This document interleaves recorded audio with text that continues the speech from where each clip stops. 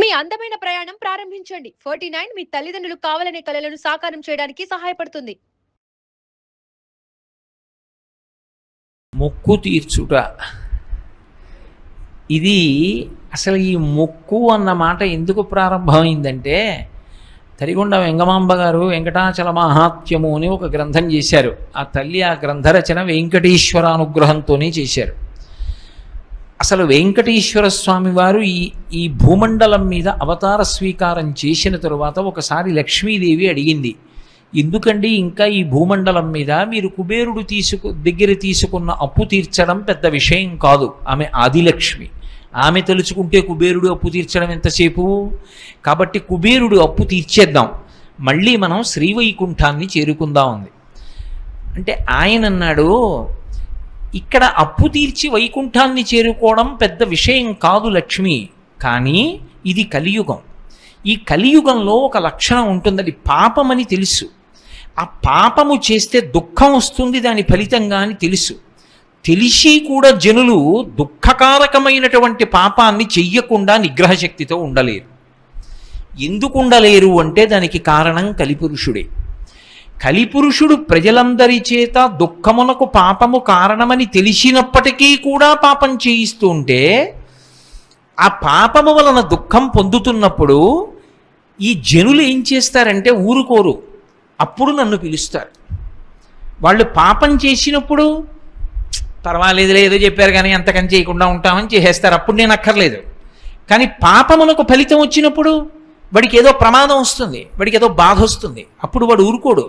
వాడు గోవిందా అంటాడు, ఏడుకొండలవాడా వెంకటరమణ అంటాడు, ఆపద ముక్కులవాడా అని పిలుస్తాడు. అక్కడ వాడాడు వెంకటేశ్వరుడు, ఆపద ముక్కులవాడ. ఆపద అన్న మాటకు అర్థం ఏమిటంటే, మన ప్రయత్నము చేత మనము పైకి రావడం సాధ్యం కానటువంటి ఇక్కట్టు, అంత పెద్ద కష్టం. ఆ కష్టంలోంచి మన బుద్ధితో మనం పైకి రాలేం, అట్లా ఇరుక్కుపోయాం. ఇరుక్కుపోయినప్పుడు ఆపద మొక్కులవాడా అని పిలుస్తాం. ఈ ఆపద నుంచి నన్ను తప్పించు. మొక్కేం పెడతాం? మన శక్తి కొలది. ఒక్కొక్కడంటాడు నేను నా తలనీలాలు ఇస్తానంటాడు, ఒకడంటాడు కొండకి నడిచొస్తానంటాడు, ఒకడంటాడు స్వామి మీ హుండీలో 5 రూపాయలు వేస్తానంటాడు. ఇప్పుడు వీటిని మొక్కులు అంటారు. మొక్కు అన్న మాట మీరు జాగ్రత్తగా గమనించాలి. వెంకటేశ్వర స్వామి వారి హృదయం ప్రకారం అయితే వ్యాపారము కాదు. అది పాపము వలన దుఃఖం వస్తోందని వాడు తెలుసుకోవాలి. తెలుసుకుని పిలిచావు పరమేశ్వరుణ్ణి, ఆయన ఏం చేస్తాడు? నేను ఆదుకోకపోతే ఎవరు ఆదుకుంటారు లక్ష్మి? అందుకుని ఉంటాను ఈ కలియుగంలో వెంకటాచలం మీద. ఎవడు ఎక్కడ ఎంత మౌనంగా లోపల లోపల పిలిచినా నాకు వినపడుతుంది, నేను వింటాను, వాణ్ణి ఉద్ధరిస్తాను ఆపదలోంచి. వాడు నా మొక్కు తీరుస్తాడు, ఆ డబ్బు పట్టుకొచ్చి నా హుండీలో వేస్తాడు. నేనేం చేస్తానో తెలుసా? పరమధర్మాత్ముడు నన్ను చూడకుండా ఉండలేక, నాన్నగారిని చూడకుండా ఉండలేక వచ్చినటువంటి కొడుకులా నన్ను చూడకుండా ఉండలేక వచ్చినటువంటి వాడు ఉంటాడే, వాడు వేసినటువంటి ద్రవ్యంలో అటువంటి పరమధర్మాత్ములైన వారు వేసిన డబ్బుని తీసుకుని జేబులో పెట్టుకుంటాను ఖర్చుకి. ఇలా హుండీలో చెయ్యి పెట్టి పట్టుకుంటాను లక్ష్మి. ఇలా పాపాలు చేసి పాపాల వలన దుఃఖాలు వచ్చి దుఃఖాల నుంచి బయటపడడానికి ఆపద మొక్కులవాడా అని పిలిచి తీసుకొచ్చి నా హుండీలో వేసిన డబ్బు ఉందే, అది మళ్ళీ జనులకు ఉద్ధరణ కొరకు వాళ్ళ కోరికలు తీరడానికి పంపేస్తాను. నా పేరు మీద ఎన్ని జరుగుతాయో, నిత్యాన్నదానం జరుగుతుంది, ఆరోగ్యం జరుగుతుంది, చెట్లు నాటుతారు, ఎన్ని ప్రయోజనాలు, వాటికి వెళ్ళిపోతుంది ఆ డబ్బు. అక్కడ వాడాడు మొక్కన్నమాట. అంటే పాపము వలన దుఃఖం వచ్చిందని ఒకసారి తెలుసుకున్న తరువాత ఇక వాడు పాపము జోలికి వెళ్లకుండా ఉండడం నాకు ఇష్టం. అది వెంకటేశ్వరుడి యొక్క అభిప్రాయం. ఇప్పుడు మొక్కు అంటే ఆ ఆపత్కాలమునందు నువ్వు ఒక సంకల్పం చేసుకున్నావు, ఈశ్వరా నన్ను ఈ ఆపద నుంచి గట్టున పడై, నేను పట్టుకొచ్చి 1 రూపాయి హుండీలో వేస్తా, లేకపోతే నువ్వు నన్ను గట్టున పడై ₹1 నీ హుండీలో వేస్తాను అన్నావు. ఆపద నుంచి గట్టున పడిపోయావు, నీ దగ్గర కోట్లు నుండి 1 రూపాయి ఇస్తా అన్నావా? ఆ ఆలోచన ఉండదు. అందుకే చెప్పాను వ్యాపారము కాదు అని చెప్పాను. అది వెంకటేశ్వరుడే అంగీకరించాడు. ఒకసారి ఆపద వచ్చిన తరువాత మాత్రం వాడు బుద్ధిని దిద్దుకోవాలి. ఇప్పుడు మొక్కు తీర్చుకొనుట అన్న మాటకు అర్థం ఏమిటంటే, నేను ₹1 స్వామివారి హుండీలో వేస్తాను అని చెప్పాను. స్వామివారి హుండీలో రూపాయి వేస్తాను అంటే నా పక్కింటి వాళ్ళు తిరుపతి ఎడుతున్నారనుకోండి, నేను పక్కింటి వాళ్ళకి రూపాయి ఇచ్చి హుండీలో వేయండి అని పంపించకూడదు.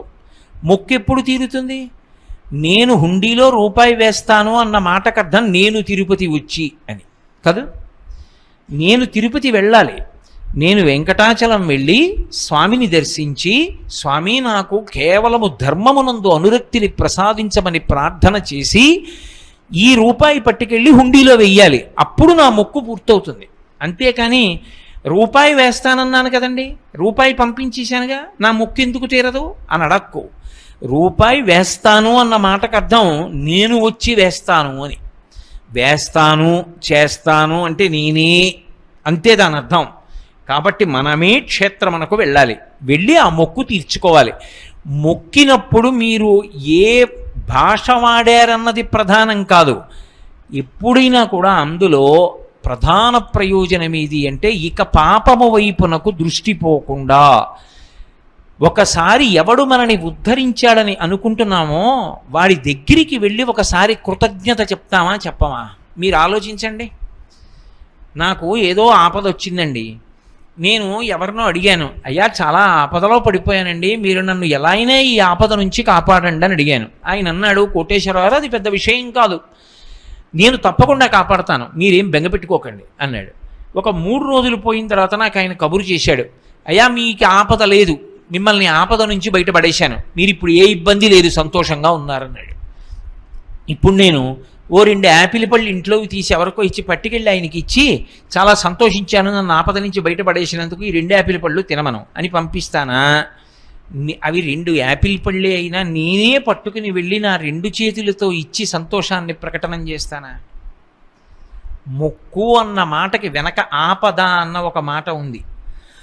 ఆపద నుండి వినిర్ముక్తమైనప్పుడు కృతజ్ఞతావిష్కారము కనుక నీవు వాడు నిన్ను బయట పడవేస్తాడన్న నమ్మకంతో, దానికి సంకేతంగా నీ భక్తికి నమ్మకంగా, నీ భక్తికి ప్రతినిధిగా పట్టుకొచ్చి ఏదో ఇస్తానన్నావు కనుక, అది అలా అన్నావా అలా అనలేదా అని కూడా విచారణ చేయకుండా యథార్థమునకు నువ్వు వెళ్ళి కృతజ్ఞతని ప్రకటనం చేసి సమర్పణం చేసి రావడం మొక్కు తీర్చడం అవుతుంది.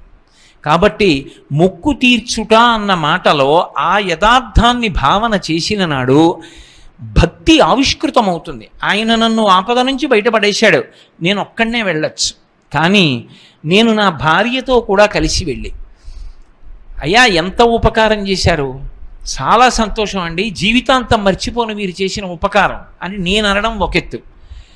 అన్నయ్య గారు మీరు ఆ ఆపద నుంచి బయటపడేయకపోతే ఈయన ఎంత బెంగ పెట్టుకున్నారో తెలుసా అని నా భార్య అనడం ఒక ఎత్తు. నా బిడ్డలు కూడా వచ్చి, మామయ్య గారు మీరు ఎంత సహాయం చేశారో, మా నాన్నగారు చాలా బెంగ పెట్టుకున్నారండి ఆ ఆపదకి, నేను ఈ ఆపద తట్టుకోగలనా, నేను ఎలా ఇందులోంచి బయటపడతాను, నా దగ్గర అంత డబ్బు ఎక్కడుంది, ఇంత పెద్ద కార్యం ఎలా చేయగలను అని బెంగ పెట్టుకున్నారు. మీరు ఉదారంగా సహాయం చేశారు, మళ్ళీ ఏదో పంట వచ్చినప్పుడు ఇచ్చేస్తాం, కానీ మీరు చేసిన ఉపకారం చాలా గొప్పది మామయ్య గారు, మా ఇంటిల్లిపాది వచ్చి కృతజ్ఞత చెప్పకపోతే మేము కృతజ్ఞులం అయిపోతామని వచ్చాం అన్నాను అనుకోండి. ఇప్పుడు మేము అందరం వెళ్ళడం చేత ఆయన కొత్త ఉపకారం ఏమైనా చేశాడా?